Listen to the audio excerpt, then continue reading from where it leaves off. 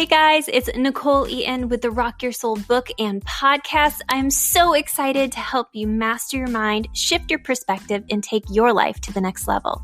Are you ready?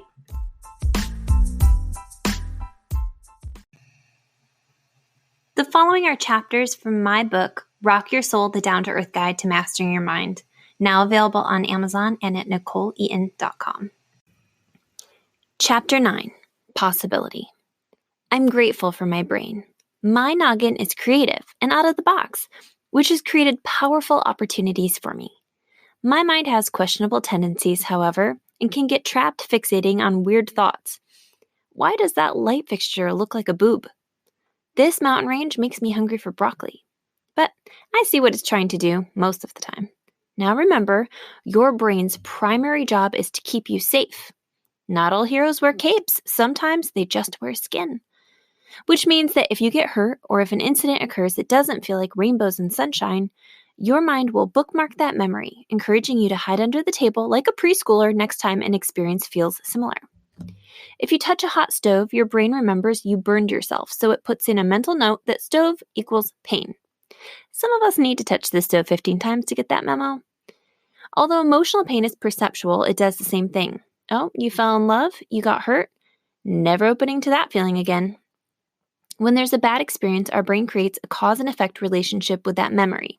If X happens, then Y will happen, and I will feel Z. Hey, you can't be mad at our mind's protective features. Your brain is going above and beyond trying to make sure you don't ever feel that way again. How thoughtful. This feature, however, simultaneously blocks the possibility of you putting yourself out there and finding true love and happiness. Part of our work is collaborating with our mind and includes brainstorming alternative outcomes. Remembering just because your result might end up poorly doesn't mean it has to. You still shouldn't touch a hot stove. There's a rather high risk of being burned. Creating possibility requires you to see all sides of the situation. If I take a risk and start a business, I give the business a chance to be supported and successful. If I open myself up to love, I could fall in love with someone incredible. Our brain desperately needs to know a positive outcome is possible. If you don't believe you can achieve what you set out for, you are less likely to reach it. At one point in human history, we thought that running a 4-minute mile was impossible. Rumor has it, people believed your heart would explode in your chest if you tried. Runners chased this record for decades, but never shattered the 4-minute barrier. Until this guy named Roger Bannister came in and was like, "Hold my beer." And on May 6, 1954, Dr. Bannister ran a mile in just under 4 minutes, like a boss. Within 46 days, despite no one having broken the record previously, Bannister's record was surpassed by mere seconds by his rival, Landy. Dick move, Landy, dick move. To this day, more people have climbed Mount Everest than run a sub-4-minute mile. Seeing possibility is necessary for moving through fear, pushing limitations, and thriving in tough situations. We have to believe that what we want is feasible. Look to people who have surmounted a situation similar to yours. You can find famous spokesmodels all over for just about any topic.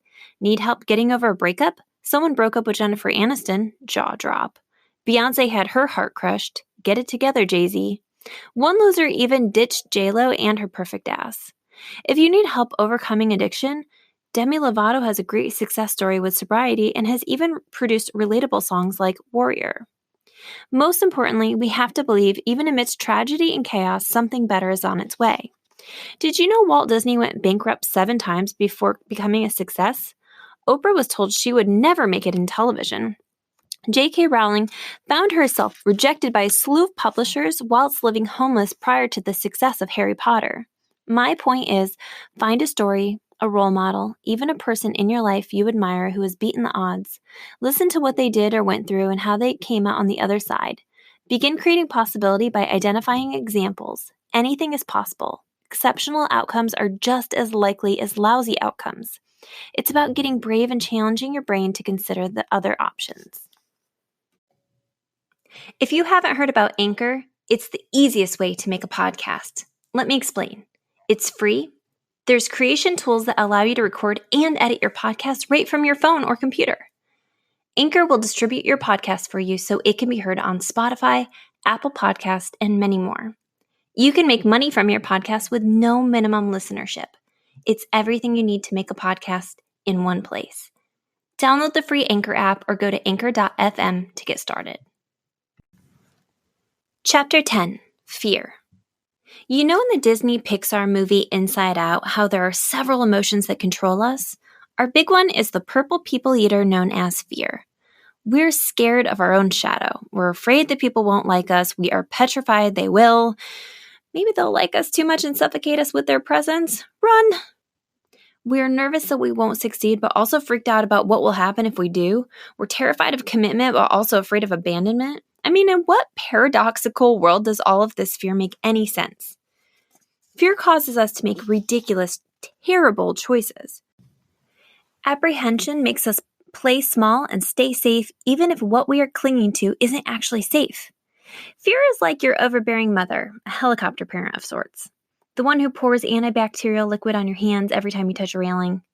Fear hangs tight in the driver's seat, forcing you to sit in the back while he drives all over the road in a frantic manner. There you are, hanging out in the back, holding onto those ceiling handles.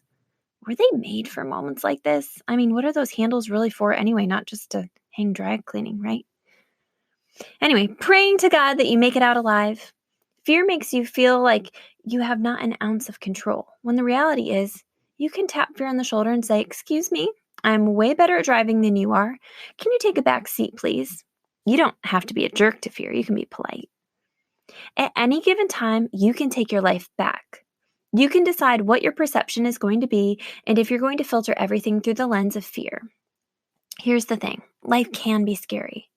I once woke up at 3 a.m. to a bat in my bedroom. Life can also be seriously fantastic. Our world is a duality of rainbows and unicorns as well as tragedy and loss. One of my favorite talks is Jim Carrey's commencement speech when he discusses how his father wanted to be a comedian. Jim explained his father thought it was safer to be an accountant until the day he got laid off and had to struggle to provide for his family.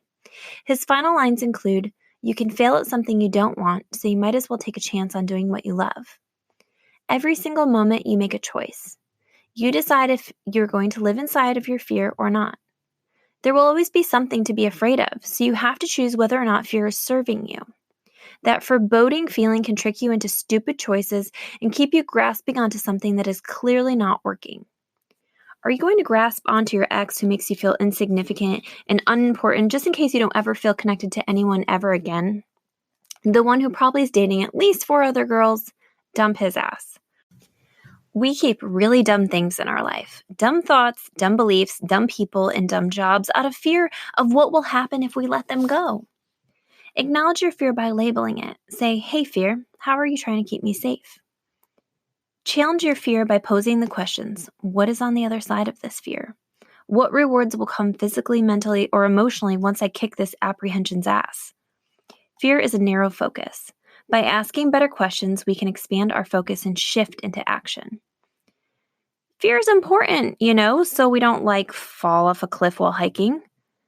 Become aware of your fear, even become friends with it. But don't you dare let your fear take over. Get curious about where your fears originated. Talk out loud about fear-based thoughts or write down and dissect them. Sometimes thoughts spin in our own heads, and when we say them out loud, the fact that we even had the thought feels silly. Expand your brain and implement positive possibility. You have to know your own power. Fear, like everything else that is going on in our heads, is only a thought that you keep thinking. When I was in 6th grade, I had a birthday party where no one showed up. My 12th birthday only included my sister, my best friend Kelly, and the boy across the street who my mom lured over with a slice of the best vanilla cake. I felt completely and utterly humiliated. After all, I was relatively popular at the time, and I was certain my friends would come, but they didn't. After the solo birthday party, this overwhelming fear kicked in that no one would show up for me. From 6th grade on, I never referred to anything as a party. I would downplay any event I hosted. Just a handful of people getting together, even if I invited 50. No biggie. Downplaying my parties wasn't a big deal. In fact, I learned there was a reward to it. Underselling these events made it better for me when a ton of people did show up. "Wow, Nichole, I thought you were only expecting a couple of people." I know, they just simply can't stay away. I learned to get a tight grip on my fear and disguise it in a rewarding way until my career began to take off about 4 years ago. I had started Clarity, which was a successful coaching and therapeutic business. I received a slew of ideas which involved me putting myself out there in the community. Gasp. I had dreamed of creating my own motivational speaking event similar to the popular TED Talks, but with a focus on personal development and a hint of spiritual flair. The event space was practically gifted to us by the owner. Smaller venues were going to charge triple what this venue was willing to charge, but here was my fear, guys. This venue held 500 people. 500. Which meant if a significant amount of people did not show up to my event, it would look completely empty. My fear kicked into overdrive as I tried to casually back out. At this point, my business partner and I had gained enough momentum we simply couldn't. Our speakers were lined up, our venue was set, we were amping up the social media advertisements and partaking in radio and news interviews. Fuck, we were really going to do this. Meanwhile, back in the base of my skull, I was in panic mode. My motivational speaking event triggered memories of my 12th birthday. No one was going to come except for maybe my business partner's great aunt. I would have to find some sort of cover-up. I even pre-planned. Well, it was spring break and everyone was out of town. I could see why no one showed up. The weather was supposed to get really bad. No one wanted to go out in the snow. I don't blame them. Everything in me wanted to cancel this damn event to avoid facing the feeling of being let down or embarrassed. My business partner, Christy, refused to let me. Lucky for me, Christy's a dreamer. What if we sell out, she said. What if this event changes lives? What if it's a flop, but we connect with people who will help us make the event better next year? Fear limits you to only one possibility, and mine was failure in the form of humiliation. Listening to other possibilities alleviated some of the fear surrounding the event. In February of 2015, we hosted our very first annual Clarity Connects motivational speaking event. 150 people showed up. 150. Now, it's not 500, but this event contained more than just me, my sister, my friend Kelly, and neighborhood kids lured by baked goods. I was proud. We recently hosted our 4th Clarity Connects, nearly hitting capacity at 450 attendants. I'm so grateful for the support of friends pushing me to follow through instead of allowing my fear to take over. Fear will ask you to play small and demand you shrink to fit its requirements, creating very real illusions. Your job is to push through the uncomfortable. Question everything. Find support and people willing to challenge you. Most importantly, take a deep breath and do it anyway. Now, I have to mention something because I would be doing us both a disservice if I didn't.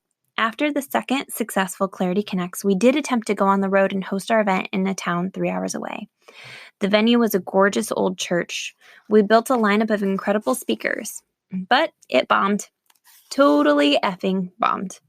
We canceled 3 weeks before the show due to only selling 2 tickets, both to Christy's great aunt. Although having to cancel sucked, it didn't activate the same fear or embarrassment. Instead, this failure helped highlight how taxing it is to plan an out-of-town event.